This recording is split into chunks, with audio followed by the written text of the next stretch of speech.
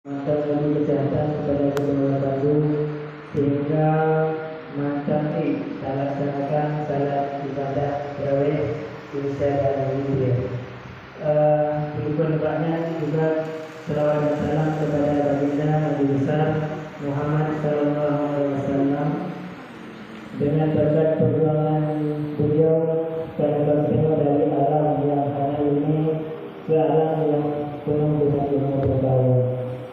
Yang kami hormati Tuanku Imam Besar, yang kami hormati kepada Guru Besar Bandung yaitu Tuanku Gunawan, yang kami hormati juga ayah-ayah, ibu-ibu dan seluruh jemaah salat Isya pada itu.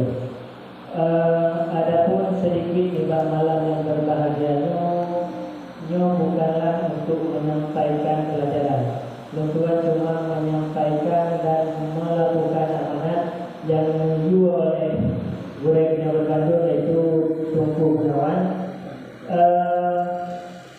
Nabi membawa pesan daripada Nabi kepada sahabat dan keluarga yang berbagi. Putra lima membawa pesannya dari Nabi. Yang pertama dari Nabi, jaga sehat sebelum sakit. Fakat lembusa yang disampaikan oleh Nabi, jaga sehat sebelum sakit, karena sehatnya adalah modal utama dalam bertanya hidup, modal utama dalam bertanya dalam ibadah. Sama-sama kita ketahui bahwa jika memang yang dunia sakit dibebaskan daripada dunia untuk berpuasa, tapi tidak dengan syarat, maka uranya patut kita syukuri bersama bahwa kita masih melimpahkan kesehatan di Allah Subhanahu Wa Taala. Jika kita ingin terjemput padu sehatnya, maka dia datanya baru yang terjemput di rumah sakit. Mungkin rumah sakit Paudia, mungkin rumah sakit yang lain. Tiba jawaban daripada orang yang sakit, alangkah indah sehatnya. Di malamnya mungkin nanti tidak senayan terawih, tapi matanya saudara-saudara lu yang nanti tidak tahu. Maka bermakna bahwa sehatnya cukup penting. Maka daripada kita yang berlaku, mari kita jaga kesehatan sebelum datangnya sakit. Yang kedua, pesan Nabi adalah jaga sempat sebelum sempit. Tiba berpegang bahwa sempat sebelum sempit. Lagi contoh yang berkandung malamnya mantena langkah untuk melaksanakan ibadah. Tapi patutnya ramai saudara-saudara di sana yang mungkin juga lebih mati ataupun waktu luang tapi tidak mempergunakan waktunya. Pada timan waktunya menyesal ketika ajal ditekan, maka waktunya penyesalan hari berulang. Yang ketiga, disampaikan di Nabi bahwa jaga kaya sebelum sempit. Orang kayanya adalah kita yang Bandung. Bandung kita adalah orang kaya. Sifat bermakna kaya. Kita lahir dari seorang ibu tidak membawa apapun, bahkan satu helai benang pun kita tidak membawanya. Tetapi ketika kita berlaku langgarnya, ketika kita menjalani kehidupan hidupnya, Allah memberi berkah, Allah memberi harta, Allah memberi bantu kelebihan kepada kita. Menyangkut dengan harta, mungkin sama antara kita yang orang lain, dan yang adalah bukan sesuatu yang harus kita banggakan. Beda dalam pikiran kita bahwa menyangkut kekayaan dicintai Allah dan orang yang kasihnya berkati Allah. Tidak. Yang perlu kita ketahui bahwa iman dan takwa adalah hal yang paling utama di sisi Allah. Pada orang yang kaya tetapi tidak membelanjakan hartanya di jalan yang benar. Orang kaya sedekahnya biasa. Orang kasih sedekahnya yang luar biasa. Orang kasih sedekah biasa memang ada kunjung. Tapi orang kaya yang ambil sedekahnya yang luar biasa. Goyang dengan kekayaan, goyang dengan kelebihan harta Allah tidak mempergunakan harta tersebut. Maka lagi ilang puasa, mungkin ada kauli buka puasa, satu-satunya ayati, mungkin hal-hal yang lainnya itu dia dibelanjakan harta sebenarnya. Tetapi pada kenyataannya hal-hal tersebut dia yang dilakukan oleh orang-orang yang mempunyai keterbatasan harta. Mungkin yang juga tidak terlepas daripada kehendak Allah. Yang keempat yaitu jaga muda sebelum datang tua. Pakai muda yang cukup boleh, karena baik dan buruknya suatu bangsa itu naba orang muda. Menjaga orang muda buat bangsanya, menjaga orang muda buat kampungnya. Pada masa Nabi disampaikan bahwa salah satu sahabat beliau yaitu Ali bin Abi Thalib.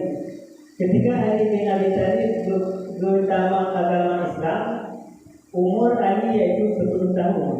Di antara sahabat Nabi yang paling muda masuk ke dalam agama Islam yaitu Ali bin Abi Thalib.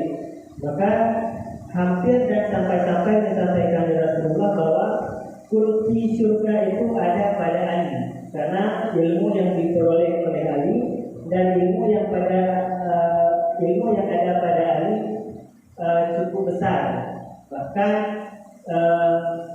kita pahami bersama, ada saudara-saudara kita yang di belahan bumi yang lain menyamakan Ali dengan Nabi Muhammad karena kepandaian dan kecerdasan Ali yang luar biasa.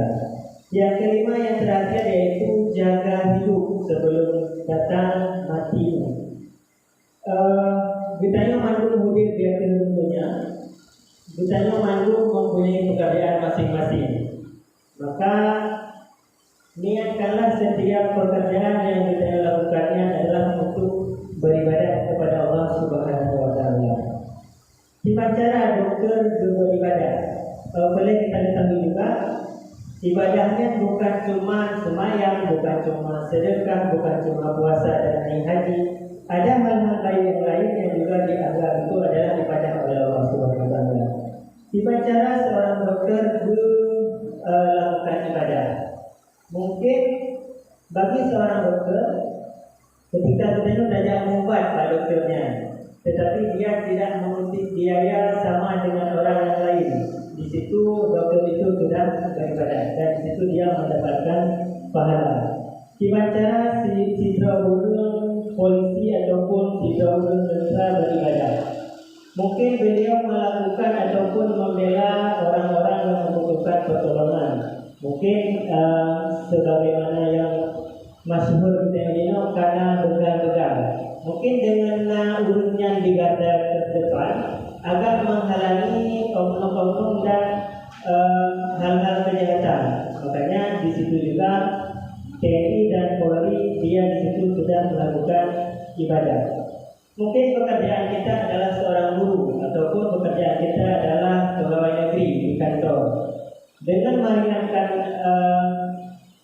persyaratan ataupun beban yang seharusnya disampaikan oleh masyarakat, dengan meringankan persyaratan tersebut, dengan tidak melanggar kode etik, mungkin di situ juga seorang pegawai, mungkin di kantor bupati dan kantor yang lain, di situ juga dia sudah melakukan ibadah dan di situ juga dia sudah mendapatkan pahala.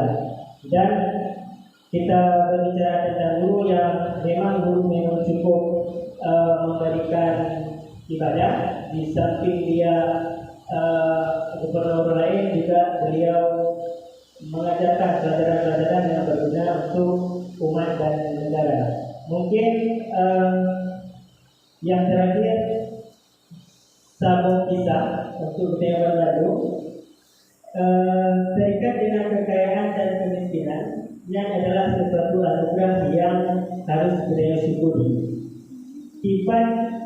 Kisah Nabi Musa dan kisah Nabi Musa, beliau pada masa Raja Firaun diserukan bahwa dihukum maju rupanya agar bayi yang lahir. Tetapi dengan kehendak Allah, Nabi Musa lahir dengan selamat dan beliau berubah dalam kerajaan berubah dalam kerajaan Raja Firaun. adalah hal yang cukup bertentangan. Ketika Fir'aun disampaikan bahwa jika bayi laki-laki diupah, tetapi nyatanya Nabi Musa dipelihara dan disantuni dan dipelihara dengan baik oleh Raja Fir'aun. Kesimpulan yang dapat kita ambil adalah Sanyo Maha Peleo dengan muridnya, karena muridnya adalah kali ditentukan oleh Allah Subhanahu Wa Taala. Mungkin ekonomi orang lain lebih baik daripada Sanyo, tetapi mungkin keberkahannya di masing-masing daripada Sanyo. Mungkin sekian dan cukup saya sampaikan. Mohon maaf apabila terdapat kesalahan. Wabillahi taufiq wal hidayah. Wassalamualaikum warahmatullahi wabarakatuh.